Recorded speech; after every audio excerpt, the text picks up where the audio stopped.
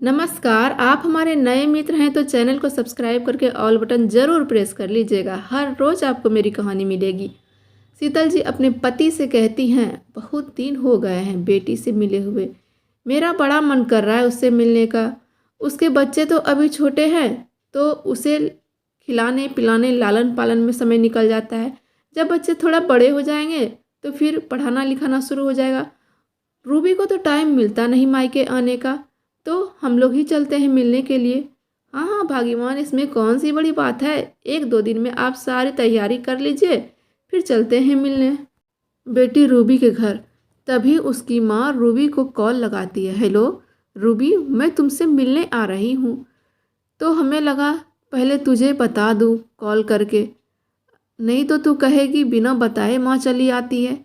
अरे माँ नहीं, आप ऐसी बातें क्यों कर रही हो। आपको भला बताने की क्या ज़रूरत है। आपकी ये आदत कभी जाएगी नहीं। आपका ही घर है, आपका जब मन करे आ जाइए हमसे मिलने। तभी महेश जी अपनी पत्नी से कहते हैं, भाग्यवान आज शाम का ही ट्रेन है, फटाफट से सारा सामान पैक कर लीजिए, 5 घंटे का सफ़र है। इधर रूबी बेसब्री से अपने माता पिता का इंतजार करते हुए खाना बनाए जा रही थी। कुछ ही देर में दरवाजे पर घंटी बजती है। रूबी के दोनों बच्चे जो जुड़वा थे, दोनों का नाम सम्मी और विक्की था। दोनों बच्चे दौड़कर दरवाजे पर जाते हैं और नानी नानी कहकर चिल्लाने लगते हैं। दोनों बच्चों को देखकर महेश जी और शीतल जी खुशी से झूम उठते हैं। दोनों ने एक एक बच्चे को अपने गोद में उठा लिया। अपनी समधन की ओर जाते हुए, प्रणाम समधन जी, मेरा बड़ा मन कर रहा था दोनों बच्चों से मिलने का। हाँ हाँ समधन जी, क्यों नहीं, आइए ना, अंदर आइए।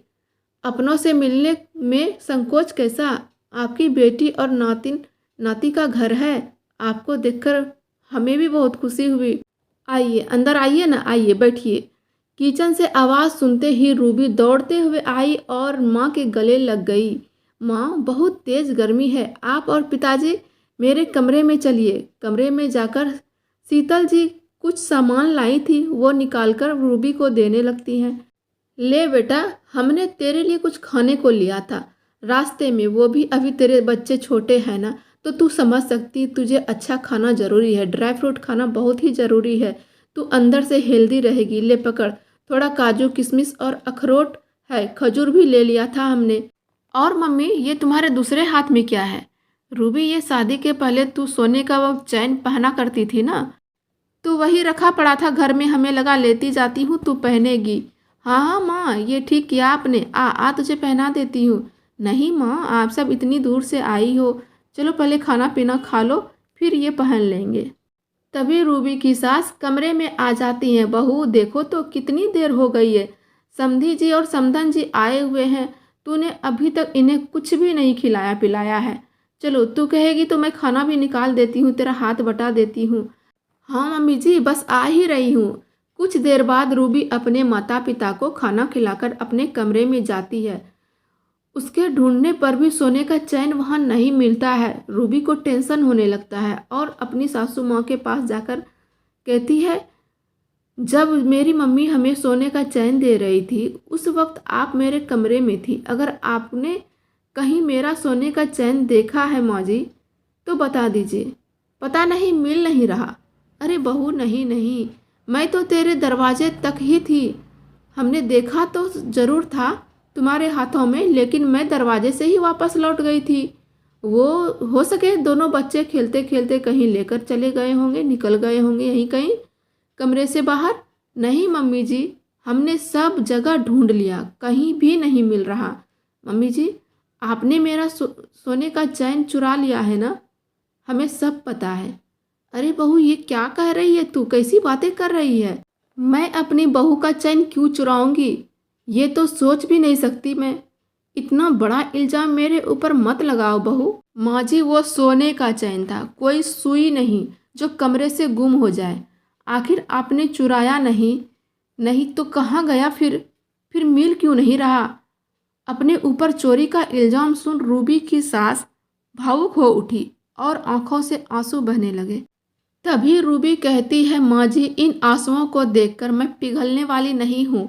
हमें तो आज ये भी पता चल गया कि आप अपने ही घर में चोरी भी आसानी से कर लेती हो। इतना कहते हुए रूबी अपने दोनों बच्चों को ढूंढने लगती है। दोनों बच्चे 2.5 साल के हो चुके थे। वहीं घर के बाहर अपने ही गार्डन में खेल रहे थे। उसके हाथों में सोने का चैन देखकर रूबी खुश हो जाती है।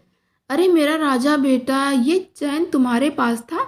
तभी पीछे से रूबी की माँ आती है और कहती है, बेटा देखो, हमने तुझे पहले भी कई बार समझाया है, अपनी सासू माँ को दोषी मत ठहराया कर। वो भी माँ समान होती है और एक माँ के ऊपर ये चोरी का इल्ज़ाम लगाना ठीक नहीं है। वो भला तुम्हारा बुराई क्यों करेगी, क्यों बुरा करेगी तुम्हारे साथ? तुम्हें इतना बड़ा इल्ज़ाम नहीं लगाना चाहिए अपनी सासू माँ के ऊपर। अभी जाकर तुझे माफ़ी मांगनी होगी। मैं तो तुझे समझाते समझाते थक गई हूँ रूबी। रूबी का चेहरा शर्मिंदगी से झुक गया था। अपनी सासू माँ के पास जाकर पैरों में गिरकर माफ़ी मांगती है। माँ जी, हमें क्षमा कर दीजिए, मैं क्षमा के लायक तो नहीं हूँ। माँ जी, हमें बेटी समझकर माफ़ कर दीजिए। हमें पता नहीं था कि सोने का चैन दोनों बच्चे के पास है। वो गार्डन में यहीं लेकर चले गए थे, खेल रहे थे और मेरा ध्यान नहीं था उनके ऊपर। तभी रूबी की सासू माँ निराशा भरी नज़रों से देखती है और कहती है, बहू, हमें दर्द तो बहुत हुआ, दुख तो बहुत हुआ तुम्हारी बातों का, लेकिन कोई बात नहीं। अगर तुझे गलती का एहसास हो गया है तो दोबारा मेरे ऊपर कभी भी शक मत करना बहू। कभी भी ये इल्ज़ाम मत लगाना चोरी का। मैंने अब तक कभी भी चोरी नहीं की। मेरा कभी भी इरादा चोरी करने का नहीं होता है। बल्कि मैं तो कहती हूँ, मेरे पास जितने भी छोटे मोटे जेवर पड़े हैं सारा का सारा तू ले ले। मैं तुझे ही देने वाली हूँ। तू अगर चाहे तो अभी ले ले, लेकिन दोबारा मेरे ऊपर मत लगाना ये चोरी का इल्ज़ाम। तो दोस्तों, ऐसा कहा जाता है कि परिवार में जितना ही मिलजुल कर रहे, जितना विश्वास बना कर रहे, उतना अच्छा है। किसी के ऊपर इतना जल्दी भरोसा तोड़ देना ये अच्छा नहीं है। हर हर महादेव। धन्यवाद।